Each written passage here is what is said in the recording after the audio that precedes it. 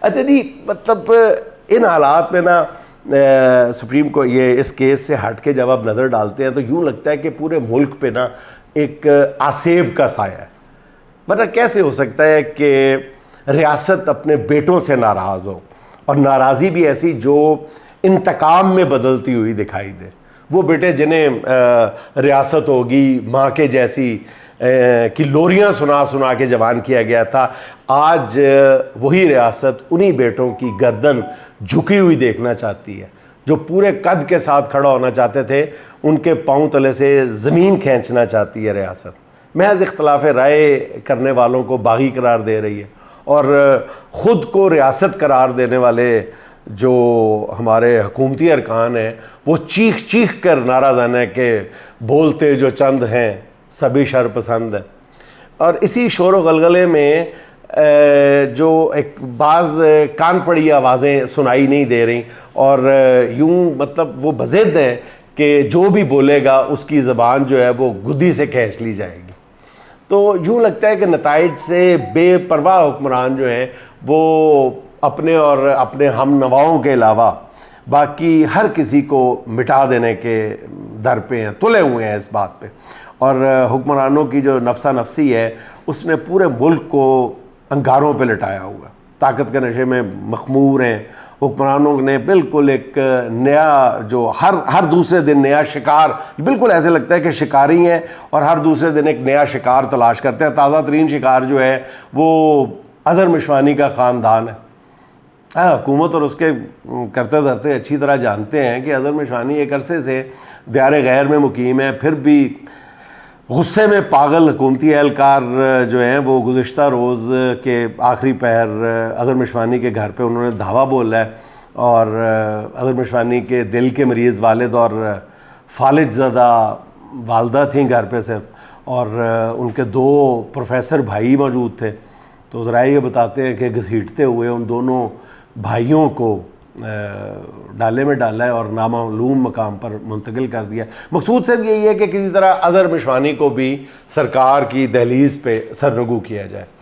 تو یہاں صرف یہ یاد دہانی کروانا چاہتا ہوں کہ ریاست جو ہے وہ اظہر مشوانی اور اس کی فیملی کے ساتھ پہلے بھی غالباً 2 مرتبہ یہ زور آزمائی کر چکی ہے. کامیابی کتنی ملی ہے زیادہ بہتر آپ لوگ جانتے ہیں. دوسری طرف سب سے بڑی جو افسوسناک کل کا منظر تھا وہ تھی کہ اب ریاست نے صنم جاوید، عالیہ حمزہ اور ڈاکٹر یاسمین راشد جیسی کمزور خواتین کو بھی مسلسل اپنا ہدف بنایا ہوا ہے. اب آپ ناظرین خود اپنے سینے پہ ہاتھ رکھ کے بتائیں کہ ہمارے محلے میں، سوسائٹی میں، ہر جگہ پہ کبھی وہ مرد کئی دن تک وہ اپنے ساتھیوں کے ساتھ معاشرے میں آنکھ میں آنکھ ڈال کے بات نہیں کر سکتا جو ایک بار عورت پہ ہاتھ اٹھا لیتا ہے. یہ ہمارے معاشرے کی روایات ہیں. لیکن یہ دیکھیں کہ اب یہ صنم جاوید اور عالیہ حمزہ، اب مطلب کیا نکالنا ہے آپ نے ان خواتین؟ ہڈیوں کا ڈھانچہ ہیں یہ دونوں بچیاں. مطلب صنم تو بالکل ہی، وہ عالیہ حمزہ تو باقاعدہ اللہ کرے وہ صحت یاب ہو جائے، باقاعدہ مجھے لگتا ہے بعض دفعہ ڈر لگتا ہے کہ ان کو اللہ ان کی جیل میں حفاظت کرے، لیکن ان کی صحت کسی طور بھی اس قابل نہیں ہے کہ وہ بظاہر یہ لگتا ہے کہ وہ مزید جیل، لیکن وہ ان کا عزم ہے، وہ ان کی استقامت ہے ان دونوں تینوں خواتین کی. اور صنم جاوید کو تو دیکھیں، جب وہ اس کی مسکراہٹ جو ہے وہ ہی مطلب طاقت کے ایوانوں میں اس نے کتنی دہشت پھیلا دی ہے. مطلب اتنی کمزور سی نحیف سی جو صنم جاوید ہے وہ باقاعدہ ریزسٹنس کا، مزاحمت کا استعارہ بنی ہوئی ہے. اور آج عالیہ حمزہ اور یہ جو ہے اس نے بھی وہی روش اپنائی ہے. اور پھر تیسری ہماری جو ہے کھڑی ہوئی زندہ میں ڈاکٹر یاسمین راشد، انہوں نے بھی مطلب حق کے لیے ڈٹ جانے کا جو درس دیا ہے پوری قوم کو، وہ بھی ایک مثال بنا ہوا ہے. تو حضور میں پہلے بھی کہہ چکا ہوں، آپ سننے پہ مائل ہوں تو دوبارہ عرض کیے دیتا ہوں کہ وہی بات جو سپریم کورٹ کے ججز بھی کہہ رہے ہیں کہ کوئی راستہ نکالنے کی بات کریں. یہ جو خوف ہے یہ کسی حکمت عملی کا نام نہیں ہوا کرتا. خوف ایک حالت کا نام ہے جسے زیادہ دیر تک برقرار نہیں رکھا جا سکتا.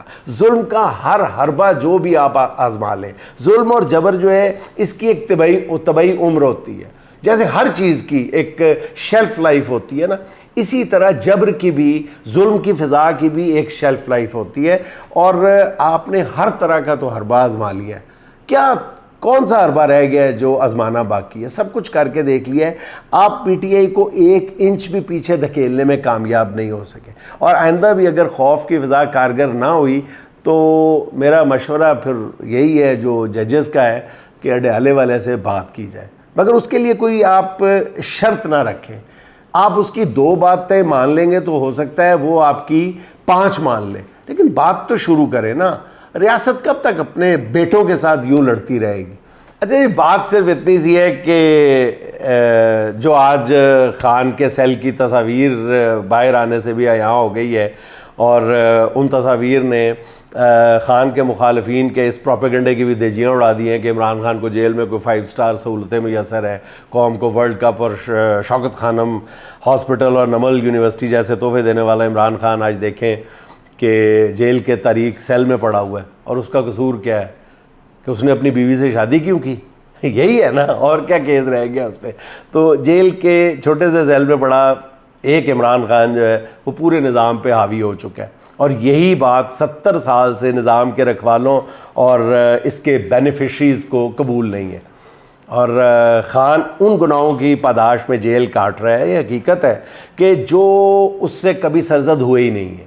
طاقتوروں کے سامنے خان کی ایک چھوٹی سی ہاں اسے تمام اذیتوں سے نجات دلا سکتی ہے, مگر اڈیالے کا یہ مکین جانتا ہے کہ وہ اپنی نہیں قوم کی لڑائی لڑ رہا ہے, اور وہ فیصلہ کر چکا ہے کہ اپنے مقصد کی خاطر اسے اگر موت کو بھی گلے لگانا پڑا تو اس کے لیے وہ تیار ہے, کیونکہ وہ تاریخ کے ہاتھوں مرنا نہیں چاہتا. وہ شاید ارسطو سے کسی نے پوچھا تھا کہ دیکھیں آپ کو بے گناہ ہی, آپ نے کوئی گناہ بھی نہیں کیا اور آپ کو زہر دے کے مارا جا رہا ہے.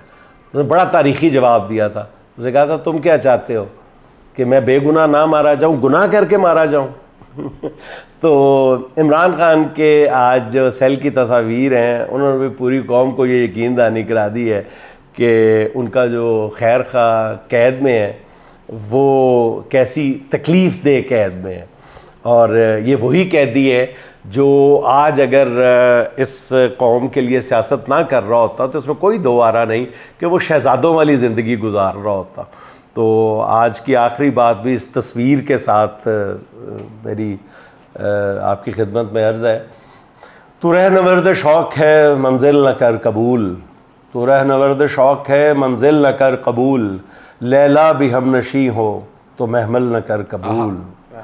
جوئے آب بڑھ کے ہو دریائے تند و تیز, ساحل تجھے عطا ہو تو ساحل نہ کر قبول.